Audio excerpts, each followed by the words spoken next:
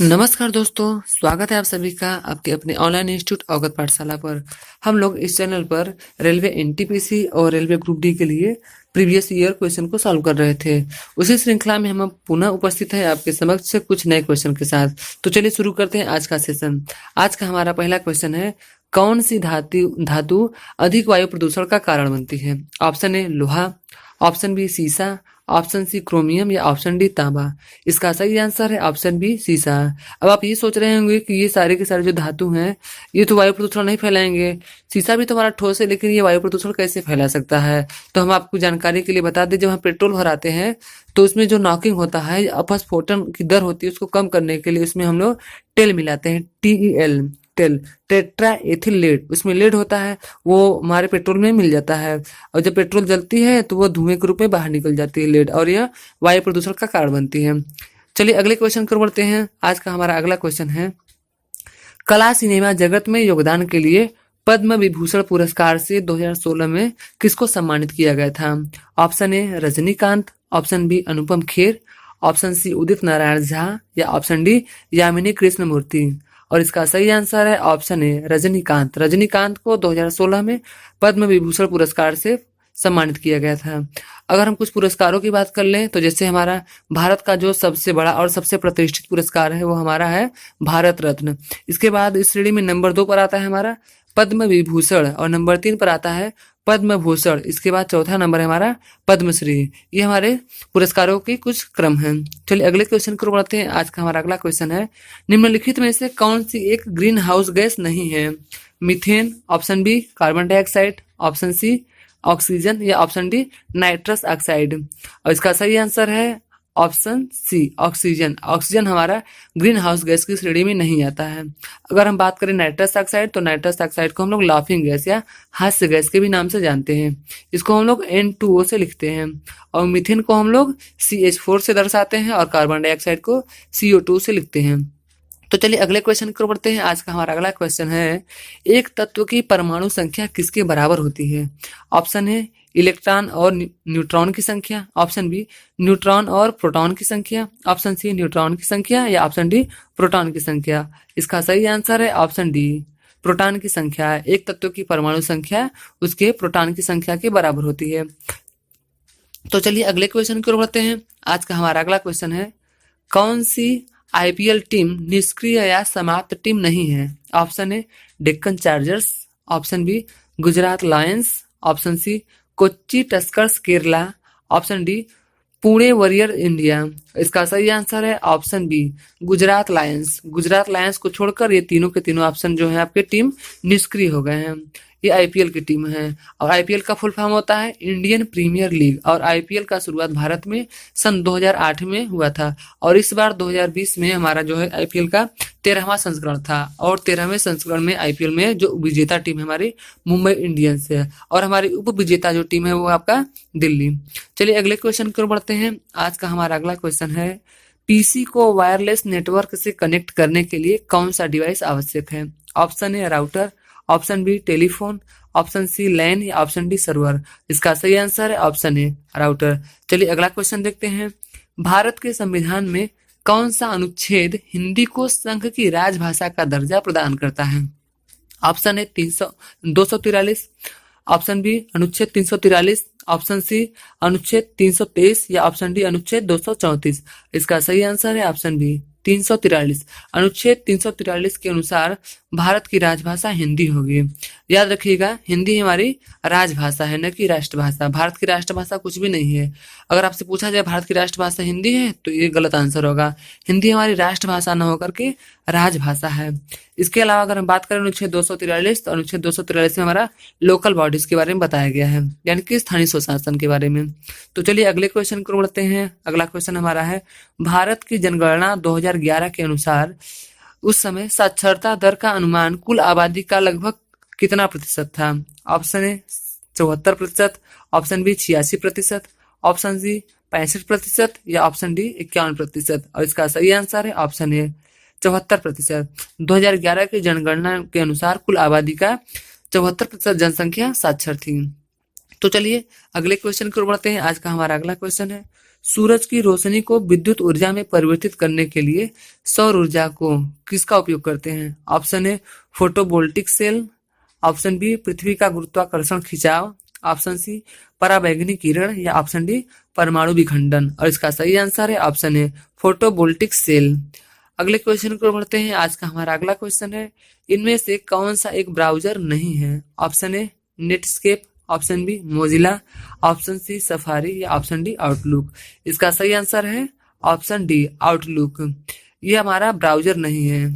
अगले क्वेश्चन की ओर बढ़ते हैं। आज का हमारा अगला क्वेश्चन है, टीपू सुल्तान मस्जिद कहाँ पर स्थित है? Option A Mysore, option B Bengaluru, option C Kolkata, option D Delhi. इसका सही आंसर है ऑप्शन सी कोलकाता। कोलकाता में टीपू सुल्तान मस्जिद स्थित है।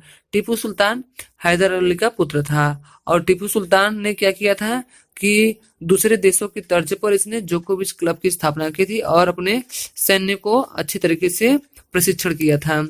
चलिए अगले क्वेश्चन की ओर बढ़ते हैं। हमारा आज का अगला क्वेश्चन है, एक गीत है अमर सोनार बांग्ला, इसके रचयिता बताना है कौन है? Option A Rabindranath Tagore, option B Bankim Chandra Chatterjee, option C Chittaranjan Das, option D Bipin Chandra Pal. और इसका सही आंसर है ऑप्शन ए रविंद्रनाथ टैगोर। अमर सोनार बांग्ला के रचयिता हमारे रविंद्रनाथ टैगोर है। अगर हम बात करें अमर सोनार बांग्ला की, अमर सोनार बांग्ला क्या है, तो हमारा अमर सोनार बांग्ला जो है ये बांग्लादेश का राष्ट्रगान है। और आपके रविंद्रनाथ टैगोर एकमात्र ऐसे रचयिता है जिन्होंने दो देशों की भारत के अलावा, भारत का राष्ट्रगान तो लिखा है, इसके अलावा उन्होंने बांग्लादेश का भी रचा है। तो चलिए अगले क्वेश्चन की ओर बढ़ते हैं। हमारा आज का अगला क्वेश्चन है, निम्नलिखित में समानता का पता लगाएं। इसमें चार शब्द दिए गए हैं और बताना है इसमें समानता क्या है। जिससे शब्द है आपके बल्ब, सूर्य, लैंप, मोमबत्ती। ऑप्शन ए सभी मोम के बने होते हैं, ऑप्शन बी सभी बिजली पर काम करते हैं, ऑप्शन सी सभी दुकानों पर उपलब्ध है, ऑप्शन डी सभी रोशनी के स्रोत हैं। इसका सही आंसर है ऑप्शन डी सभी रोशनी के स्रोत हैं। चलिए देखते हैं ऑप्शन ए में हमारा क्या बोला है कि सभी मोम के बने होते हैं। मोमबत्ती मोम की बनी होती है लेकिन बल्ब मोम का नहीं बना होता है, सूर्य मोम का नहीं बना होता है। ऑप्शन बी में देखते हैं सभी बिजली पर काम करते हैं, बल्ब बिजली पर काम करता है, लैंप भी बिजली पर काम कर सकता है, लेकिन मोमबत्ती हमारा और सूर्य हमारा बिजली पर कार्य नहीं करता। अगले ऑप्शन की बात करते हैं, सभी दुकानों पर उपलब्ध है। बल्ब भी दुकान पर है, लैंप भी दुकान पर है, मोमबत्ती भी दुकान पर है, लेकिन सूर्य हमारा दुकान पर उपलब्ध नहीं है। इसलिए हमारा सही आंसर होगा ऑप्शन डी। चलिए अगले क्वेश्चन की ओर बढ़ते हैं। आज का हमारा नेक्स्ट क्वेश्चन है, IRS-1A भारत का क्या है? ऑप्शन ए पहला परिचालनात्मक दूरसंवेदी उपग्रह था, ऑप्शन बी इसरो द्वारा निर्मित पहला मौसम उपग्रह था, ऑप्शन सी पहला विशेष शैक्षणिक उपग्रह था, या ऑप्शन डी पहला भारतीय पीको उपग्रह था। इसका सही आंसर है ऑप्शन ए पहला परिचालनात्मक दूरसंवेदी उपग्रह है। जो हमारा IRS-1A है क्या है? पहला परिसंचालनात्मक दूरसंवेदी उपग्रह है। चलिए अगले क्वेश्चन की ओर बढ़ते हैं। आज का हमारा अगला क्वेश्चन है, बायोडाइवर्सिटी किसे संदर्भित करती है? ऑप्शन ए ठोस कचरे का पुनर्चक्रण, ऑप्शन बी पृथ्वी पर जीवन की विविधता, ऑप्शन सी संस्कृति और परंपराओं का संरक्षण, या ऑप्शन डी जानवरों का अध्ययन। इसका सही आंसर है ऑप्शन बी पृथ्वी पर जीवन की विविधता। और पृथ्वी पर जीवन की विविधता को हम लोग बायोडाइवर्सिटी या जैव विविधता के नाम से जानते हैं। तो चलिए अगले क्वेश्चन की ओर बढ़ते हैं। आज का हमारा अगला क्वेश्चन है, नीचे दिए गए कथनों को ध्यान से पढ़ें और प्रश्न का उत्तर दें। मोबाइल फोन परीक्षा के समय खतरा बनते जा रहे हैं क्योंकि विद्यार्थी अक्सर उन्हें परीक्षा हॉल में ले जाते हैं। राज्य शिक्षा बोर्ड को विद्यार्थियों और निरीक्षकों को परीक्षा केंद्रों में मोबाइल फोन ले जाने से रोकने में कठिनाई हो रही है। दिए गए कथन के अनुसार निम्नलिखित में से कौन सा कथन सत्य है? ऑप्शन ए विद्यार्थियों और अध्यापकों की एक दूसरे के साथ मिलीभगत है, ऑप्शन बी परीक्षा केंद्रों में मोबाइल फोन के प्रवेश की जांच करने की कोई उचित प्रणाली नहीं है, ऑप्शन सी राज्य शिक्षा बोर्ड समस्या को लेकर गंभीर नहीं है, या ऑप्शन डी परीक्षा केंद्रों में कोई नेटवर्क जैमर नहीं है। और इसका सही आंसर है ऑप्शन बी परीक्षा केंद्रों में मोबाइल फोन के प्रवेश की जांच करने की कोई उचित प्रणाली नहीं है। तो चलिए अगले क्वेश्चन की ओर बढ़ते हैं। आज का हमारा अगला क्वेश्चन है, भारत द्वारा जीते गए 2011 क्रिकेट विश्व कप में मैन ऑफ द सीरीज किसे चुना गया था? जो हमारा मैन ऑफ द सीरीज होता है वह सर्वश्रेष्ठ खिलाड़ी के लिए चुना जाता है। Option A Sachin Tendulkar, option B Yuvraj Singh, option C Rahul Dravid या ऑप्शन डी MS धोनी। और इसका सही आंसर है option B Yuvraj Singh. 2011 cricket विश्व कप में मैन ऑफ द सीरीज किसे चुना गया था, तो आपका आंसर होगा युवराज सिंह। चलिए अगले क्वेश्चन की ओर बढ़ते हैं और आज का हमारा अगला क्वेश्चन है हुलुक गिब्बन नामक जानवर कहाँ पाया जाता है। एक जानवर है हमारा हुलुक गिब्बन, इसका निवास बताना है। Option A Kerala, option B Uttarakhand, option C Tamil Nadu या ऑप्शन डी अरुणाचल प्रदेश। और इसका सही आंसर है option D Arunachal Pradesh. हुलुक Gibbon नामक जानवर अरुणाचल प्रदेश में पाए जाते हैं। चलिए अगले क्वेश्चन की ओर बढ़ते हैं। आज का हमारा अगला क्वेश्चन है इंदिरा गांधी की जीवनी के लेखक का नाम क्या है। Option A Shobha De, option B Arundhati Roy या ऑप्शन सी पुपुल जयकर या ऑप्शन डी KR नारायणन। इसका सही आंसर है ऑप्शन सी पुपुल जयकर। पुपुल जयकर इंदिरा गांधी के जीवनी के लेखक हैं। और इंदिरा गांधी स्वतंत्र भारत की या पूरे भारत की कह लेते हैं, इंदिरा गांधी भारत की पहली महिला प्रधानमंत्री थी। अगर इंदिरा गांधी भारत की प्रथम महिला प्रधानमंत्री थी तो आप ये बताइए कि पूरे विश्व की या विश्व की प्रथम महिला प्रधानमंत्री कौन थी। तो आपका सही आंसर होगा, अगर पूछेगा कि विश्व की प्रथम महिला प्रधानमंत्री कौन थी तो आपका आंसर होगा श्रीमती भंडार नायके। और ये कहाँ की थी, तो ये आपका श्रीलंका की थी। चलिए अगले क्वेश्चन की ओर बढ़ते हैं। आज का हमारा नेक्स्ट क्वेश्चन है तरल पदार्थ के घनत्व को नापने के लिए किसका प्रयोग किया जाता है। ऑप्शन ए आर्द्रता मापी, ऑप्शन बी हाइड्रोमीटर या ऑप्शन सी हिप्सोमीटर और ऑप्शन डी फाइथोमीटर। और इसका सही आंसर है ऑप्शन बी हाइड्रोमीटर। हाइड्रोमीटर जो है आपका तरल पदार्थों के घनत्व को नापने के लिए प्रयोग में लाया जाता है। आर्द्रता मापी जो आपका नमी मापने के लिए प्रयोग किया जाता है। फाइथोमीटर आपका जो है कि समुद्र की गहराई मापने के लिए प्रयोग किया जाता है।